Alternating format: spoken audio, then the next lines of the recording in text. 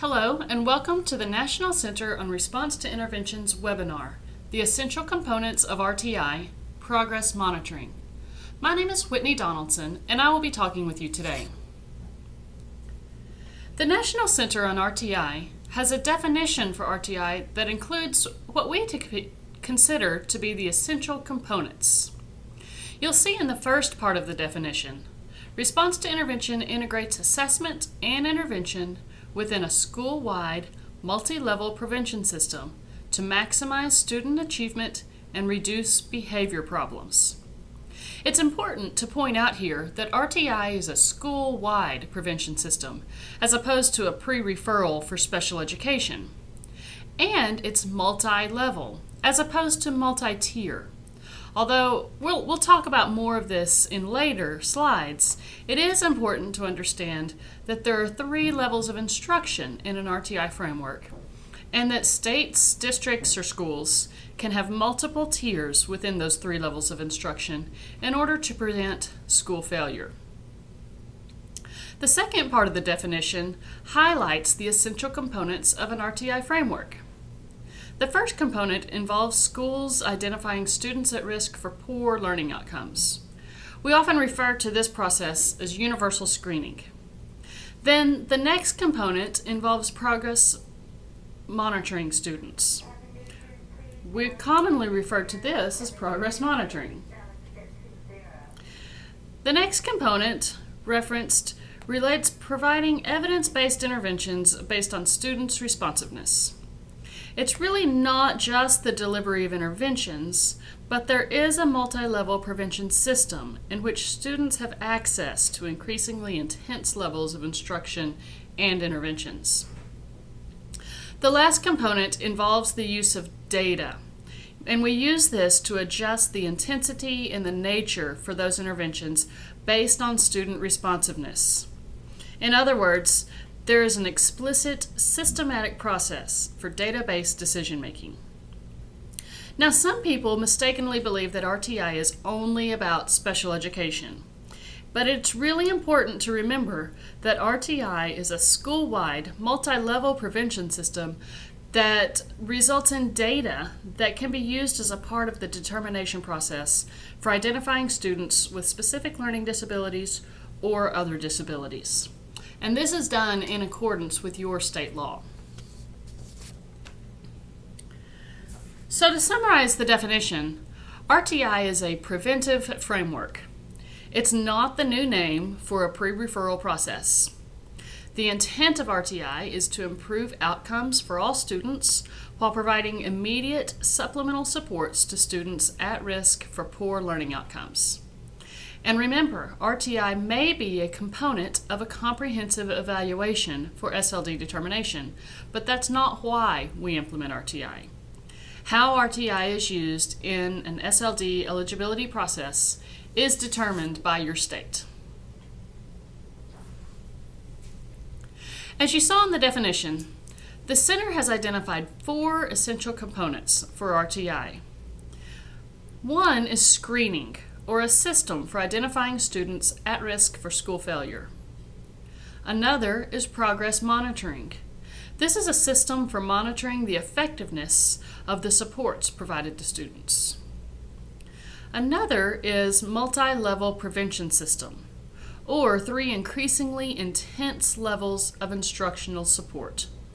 These 3 levels of support are primary, which is your core instruction and curriculum; secondary, which is in addition to your primary and provides supports targeted to student needs; and tertiary, which is also supplemental to primary, but more intense than secondary. The 4th essential component is database decision-making. Database decisions are made for multiple purposes, including for instruction, to identify who needs assistance, what type of instruction or assistance is needed, and is the duration and intensity sufficient.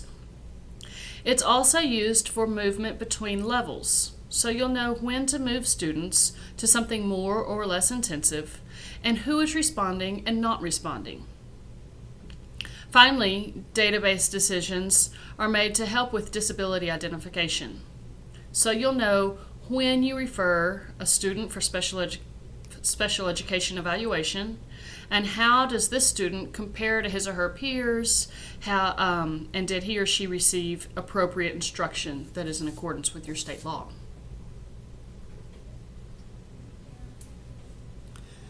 The Center has developed a graphic to highlight the RTI framework. Many of you probably associate the red, green, and yellow triangle with RTI. However, in reality, the triangle doesn't really represent the RTI framework. It only represents one component, the multi-level prevention system component. The Center's graphic takes into account all of the essential components, and most importantly, the use of data to make decisions. And this is often absent from the RTI traditional triangle. If you look at the circle on the far left, you see screening. Then to the far right, progress monitoring, and at the bottom, the multi-level prevention system. The three outer components require and are necessary parts of database decision-making, which is why the arrows travel in both directions. If these components are in place, but data decision-making is absent, then RTI is technically not being implemented. If you'll look at the center ring, you'll see culturally responsive, meaning the screening tools, progress monitoring tools, interventions, and database decision-making procedures are all culturally responsive. In the same ring, you'll notice evidence-based, implying all components are evidence-based. If these components are implemented through a cohesive model, we would expect to see improved student outcomes.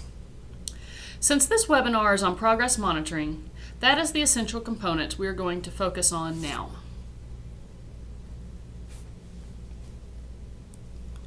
The purpose of progress monitoring is to monitor students' response to primary, secondary, and tertiary instruction.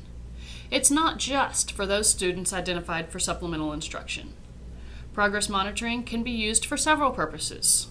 One is to estimate the rates of improvement, which allows for comparison to students' peers.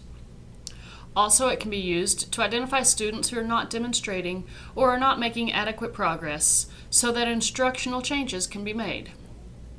And then also, progress monitoring data can be used to compare the efficiency or efficacy of different forms of instruction, or in other words, which instructional approach or intervention led to the greatest growth among your students.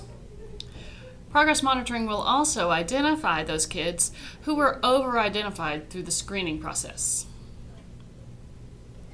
The focus is on those students who have been identified through screening as at risk for poor learning outcomes.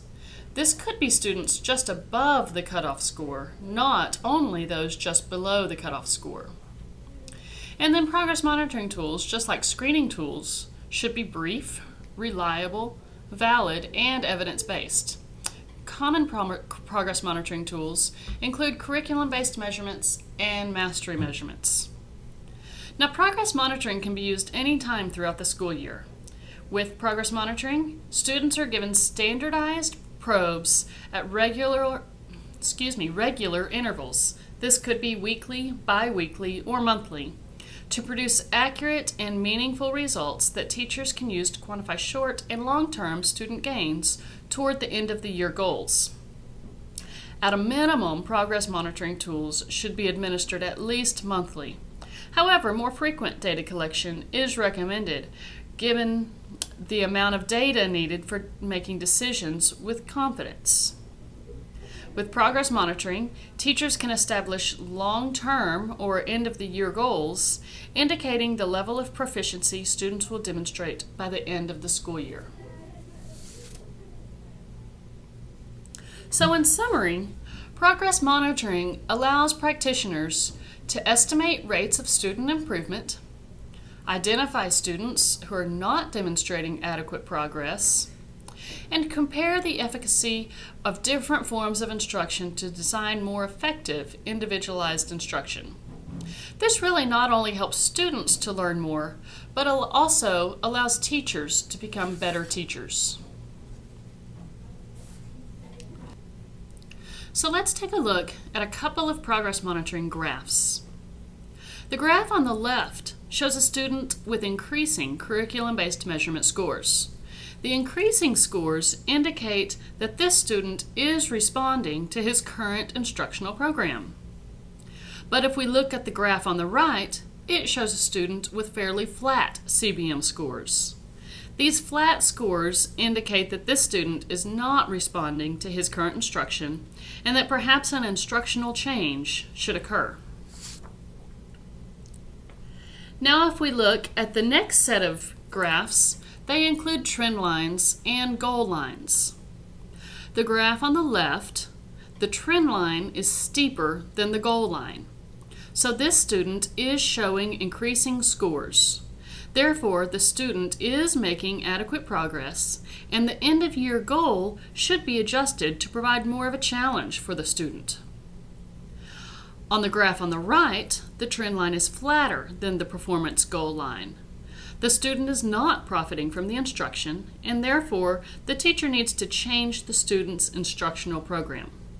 The instructional program should be tailored to bring a student's scores up so the scores match or surpass the goal line. This graph shows us the rates of improvement of groups of students. These 3 different groups received 3 different interventions. You can see on the graph that the group receiving intervention A shows the greatest progress. The group receiving intervention C is showing progress, but less than the other groups, and intervention B is in between them. So in summary, progress monitoring data can help answer these questions.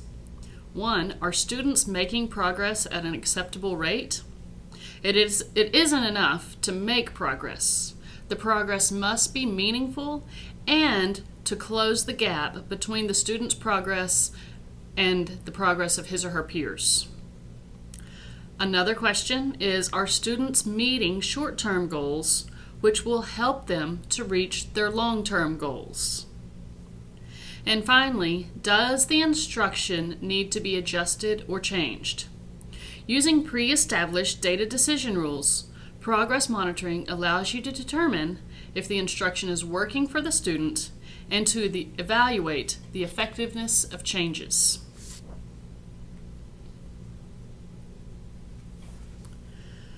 The focus of progress monitoring is on those students who have been identified through screening as at risk for poor learning outcomes. This could be students just above the cutoff score and not just those who are below the cutoff score. Since screening tools tend to over-identify, the focus of progress monitoring is to verify the results of screening. Once non-responders are identified through the screening process, the focus shifts to those students identified as at risk for poor learning outcomes. It could include those students receiving all levels of instruction, not just secondary or tertiary instruction. Schools must choose age-appropriate outcome measures that capture student ability. They may have different progress monitoring tools to assess different outcome measures. No one progress monitoring tool can monitor all areas, so different tools may be necessary for different outcome areas. Now there are different types of progress monitoring measures. There's mastery measurement and there's general outcome measurement. So let's take a few minutes to talk about these types of measurement. Mastery measurement indexes a student's successive mastery of a hierarchy of objectives. It describes mastery of a series of short-term instructional objectives. So in order for a teacher to implement mastery measurement, the teacher would determine a sensible instructional sequence for the school year and then design criterion reference tests that match each step in that instructional sequence. So this is an example of a mastery measurement from multi-digit addition. While teaching multi-digit addition with regrouping, the teacher may give assessments that look something like this.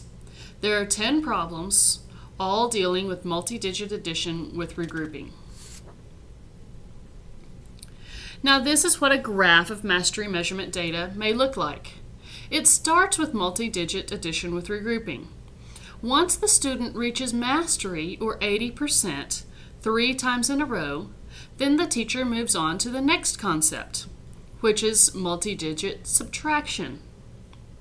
So some of the problems that are associated with mastery measurement include that the hierarchy of skills is logical, but it's not empirical.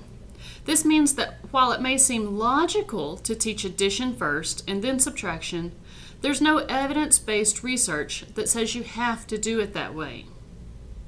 Also, this assessment does not reflect maintenance or generalization. You don't know if after teaching subtraction with regrouping, if the student actually still remembers how to do addition with regrouping. The number of objectives mastered does not relate well to performance on criterion measures, which means how a student does on these assessments does not indicate how he will do on a standardized test. And finally, these measurement methods are designed by teachers with unknown reliability and validity.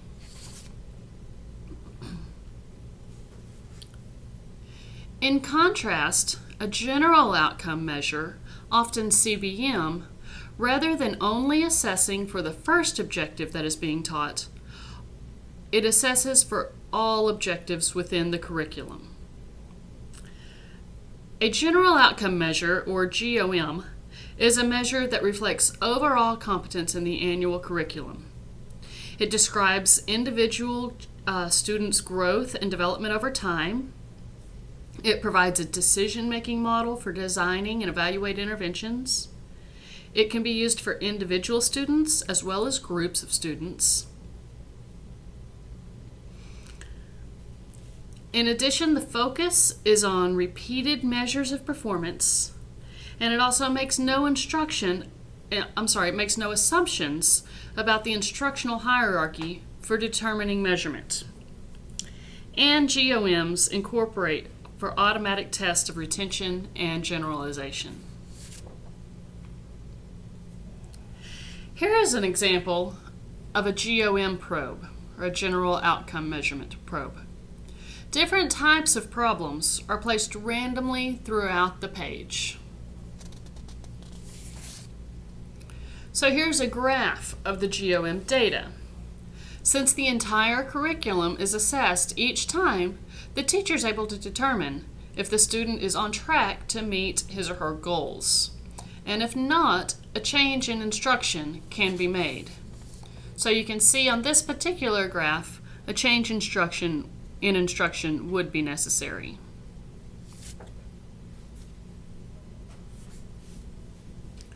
The Center has developed the Progress Monitoring Tools Chart that can be assessed through the National Center on RTI's website at www.rti4success.org. The columns on the tools chart are indicators of the technical rigor of the tools. You'll notice that in several of the columns, circles are filled in completely, some partially, and some not at all. The tools chart does not recommend tools, but providers use it as a consumer reports of sort, similar to if you were using the consumer reports to buy a car. However, this is for available progress monitoring tools. There are many progress monitoring tools available, and all are not listed on the progress monitoring chart. Only the tools that have been submitted by the tool vendor appear on the chart. So when selecting a tool, it's important to consider both the technical rigor of the tool as well as your own needs and priorities. To learn more about selecting the appropriate progress monitoring tool, watch the Selecting Evidence-Based Tools and Programs for Implementing Response to Intervention webinar, which can be found on our center's website. The Progress Monitoring Tools Chart includes information about general outcome measures and mastery measures. To view tools by each type, click on the tabs at the top of the chart. For each tool, the chart provides information about technical rigor and implementation requirements.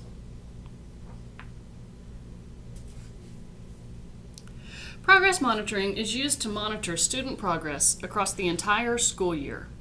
Students are given standardized probes at regular intervals, weekly, bi-weekly, or monthly, to produce accurate and meaningful results that teachers can use to quantify short and long-term student gain towards end-of-year goals. At a minimum, progress monitoring tools should be administered monthly. However, more frequent data collection is recommended given the amount of data needed for making decisions with confidence. Research suggests that there needs to be 6 to 9 data points to accurately make instructional decisions. As the number of data points increases, the effects of measurement error on the trend line decreases. The frequency in which a tool can be used for progress monitoring really depends on the tool. Some tools are more sensitive than others, so they can be used more frequently.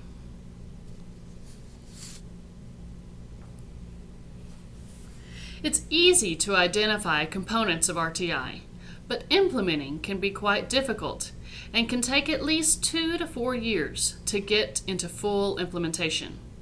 We recommend that you select and implement evidence-based practices and procedures. The tools chart available through the RTI Center can help you to do that. You should also implement the essential components and identified framework with integrity. It's not enough to implement screening and progress monitoring with integrity, but you must ensure that the interventions, core curriculum and instruction, and data decision-making procedures are also implemented with integrity. It's also important to ensure that cultural and linguistic and socioeconomic factors are reflected in the RTI framework and its components. On the tools chart, there is a column that provides information about how these particular tools have been used with different groups. District and schools teams should continually evaluate the efficacy of the model and model components for diverse populations. For more information about RTI, visit the National Center on Response to Intervention. And for more information about the Progress Monitoring Tools Chart, you can find the tools chart on the Center's website.